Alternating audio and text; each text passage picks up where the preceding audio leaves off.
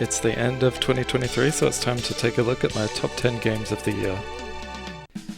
Number 10, Detective Pikachu Returns.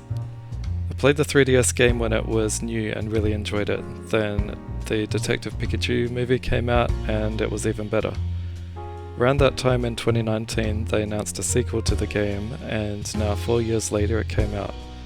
I don't play the mainline Pokemon games, but I do like the Pokemon characters, so having a story-based game with Detective Pikachu is a nice way to spend time in that world. It doesn't have the most complicated story, but it does have fun and amusing moments along the way. Number 9. Star Trek Resurgence.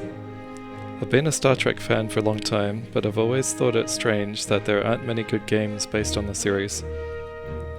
That changed this year with Star Trek Resurgence. It is a story-based game made by former Telltale developers at a new studio. The story and overall tone of the game feels very authentic to Star Trek of the 90s, so they did a really good job with it.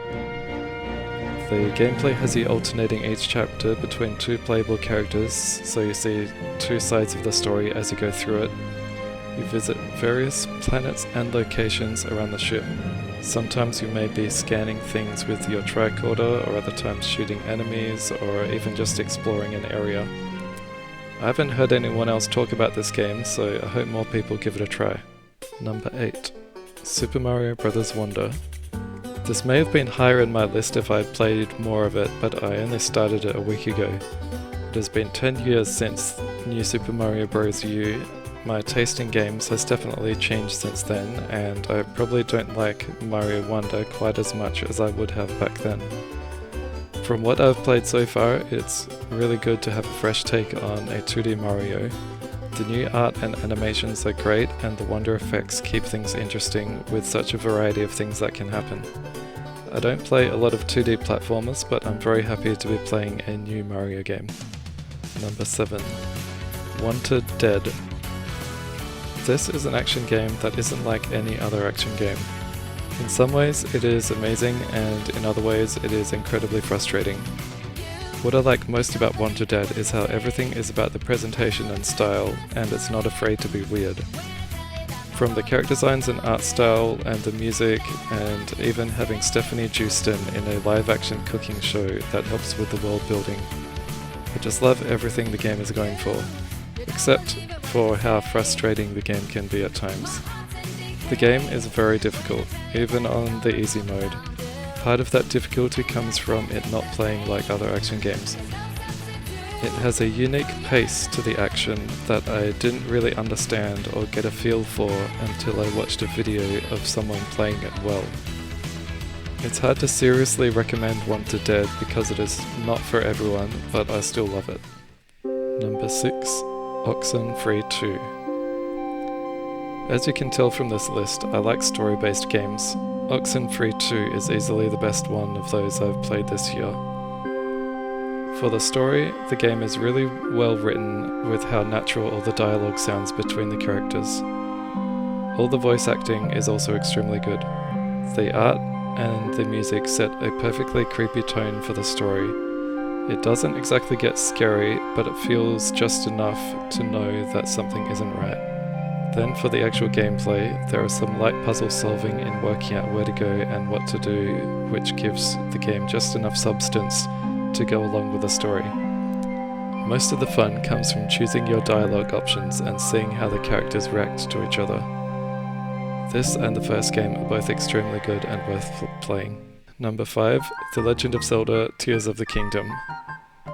It's amazing how they took the world of Breath of the Wild and then made it feel completely new again. Overall, I think Tears of the Kingdom is now the best game in the series. It takes everything from Breath of the Wild and makes it bigger and better. First, the story. I thought this was much more interesting how you could see it unfold with finding the dragon tears.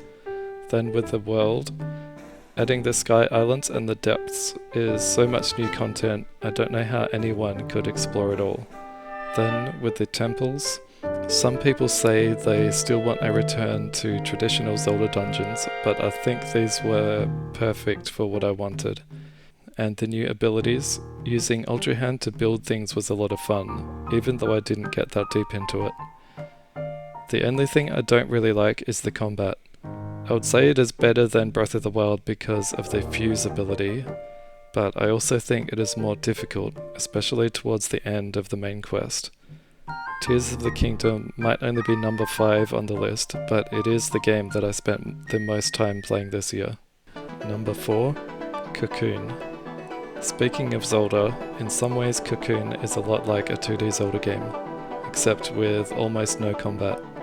Cocoon is mainly a puzzle game, and the best part is, every aspect of the game is incredibly well crafted and polished. The art style and graphics overall just look amazing, even when I played the whole game on my Switch Lite while travelling. All the puzzles are really well done. You have to think about them, but they are never too difficult. I heard some people say they found it too easy, but I don't play a lot of puzzle games, so I think it felt just right. The overall concept of the game, where the orbs contain worlds, is just really cool. At certain points you have multiple layers of worlds going within worlds, which you can then carry around to solve puzzles. The game isn't too long either at about 5 hours, short enough that I want to play it again. Number 3. Xenoblade Future Redeemed. Xenoblade 3 was my game of the year in 2022, so it shouldn't be too surprising that Future Redeemed is this high on the list. It takes everything that was great about the main game and turns it into a mini Xenoblade game that I finished in about 17 hours. Earlier this year I played through Xenoblade 2 for the first time.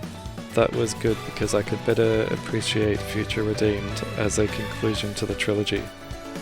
It was great to see characters from all 3 games together, especially older versions of Shulk and Rex. I can't really recommend Future Redeemed on its own, but if you haven't played Xenoblade 3 yet, you really should. Number 2. Resident Evil 4 Remake. Back in 2005, when Resident Evil 4 launched, I didn't play very much of it myself, but I watched my brother play it and I knew it was a very good game. In 2020, I bought the Switch version and finished it for the first time. This was when I learned how good the game really is. It was hard to imagine how they could remake it and somehow make it even better, but Capcom managed to do it. Resident Evil 4 Remake is amazing. It takes the essence of the original game and updates it to make it feel like a modern game, but also enhances it to make it even better with some amazing graphics and art design. It's almost not even a remake, just a new game based on the original. Some things are almost the same, and some things are completely new, but like the original, it is still extremely well designed. If you haven't played this yet, you really should, as you're missing out on possibly the best Resident Evil game. Number 1. Starfield. Morrowind was the first Bethesda RPG I played, but it was Oblivion where I really fell in love with Bethesda's RPG format. Since then, I've played Fallout 3 and New Vegas, Skyrim, Fallout 4 and 76, and really enjoyed all of them. Then Bethesda announced Starfield, and it was going to be sci-fi and set in space. I was very excited. After big delays, it finally came out and I love it. My favourite part of Bethesda RPGs are the quests, and Starfield hit that spot just right for me. The main quest takes you on a journey to all sorts of different planets and interesting locations. The story had me interested throughout. I won't spoil the ending, but I will say it is probably the most interesting part of the game. I also completed one of the faction side quests, which was also great. The gameplay of exploration is a lot of fun going to different planets. People complain that you have to fast travel around a planet instead of flying there yourself, but I don't see that as an issue, because the way the worlds and solar systems are designed, it would take forever to get anywhere if you were just flying there yourself. The guns and shooting are a lot of fun, especially once I found some more powerful weapons. The only thing I didn't really like was the ship-to-ship space combat, but I don't like that in other games very much either. It seems like a lot of people online have been negative about Starfield, but I think just ignore that and try it for yourself. I loved it, and the only reason I stopped playing it was because I needed to play Detective Pikachu and Mario Wonder. I hope Starfield becomes a new series alongside The Elder Scrolls and Fallout.